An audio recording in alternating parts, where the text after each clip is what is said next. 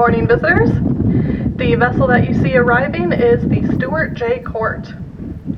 The Stewart J. Cort was built in 1972 by the Erie Marine, Inc. of Erie, Pennsylvania.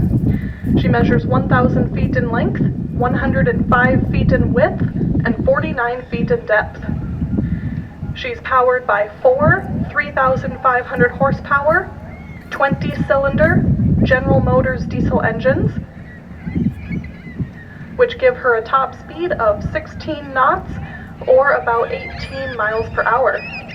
She's also equipped with bow and stern thrusters to aid her maneuverability in port.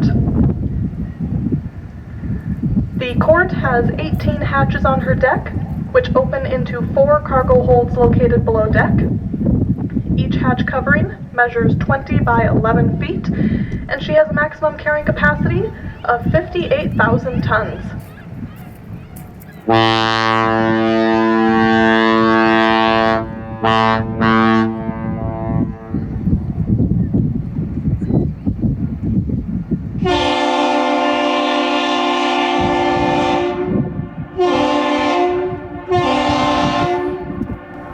That one long and two short that you just heard is known as the Captain's Salute, a traditional salutation between vessels and the bridge.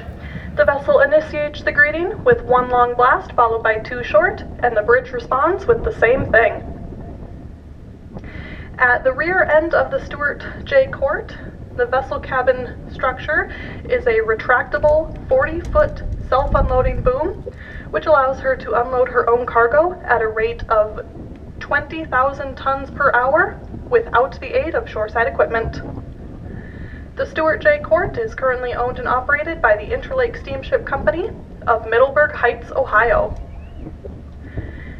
The Stewart J. Cort was the first 1,000-foot vessel to operate on the Great Lakes and the only 1,000-foot vessel with her pilot house at the bow. She's named in honor of a former vice president of Bethlehem Steel.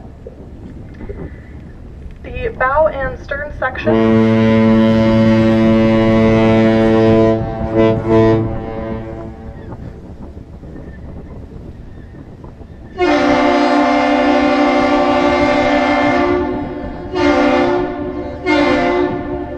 and once again we have another Captain's Salute.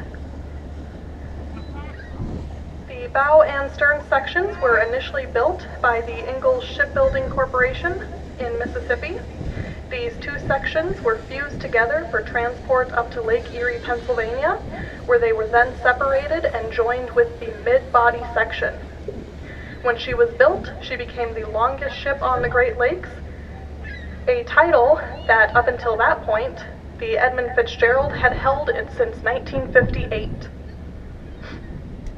The Stewart J. Cort is arriving today. She's going to anchor inside the harbor, and she's waiting for a different 1,000-foot vessel to leave the Burlington Northern ore dock in Superior, and then the Stewart J. Cort will go to Burlington Northern to load iron ore pellets. So she's coming in to anchor and wait for a little while until the other vessel leaves that dock. Once again, we have the Stewart J. Cort, built in 1972, measuring 1,000 feet in length, the first 1,000-footer ever built. She's arriving today to anchor in the harbor for a little while before loading iron ore pellets at Burlington Northern.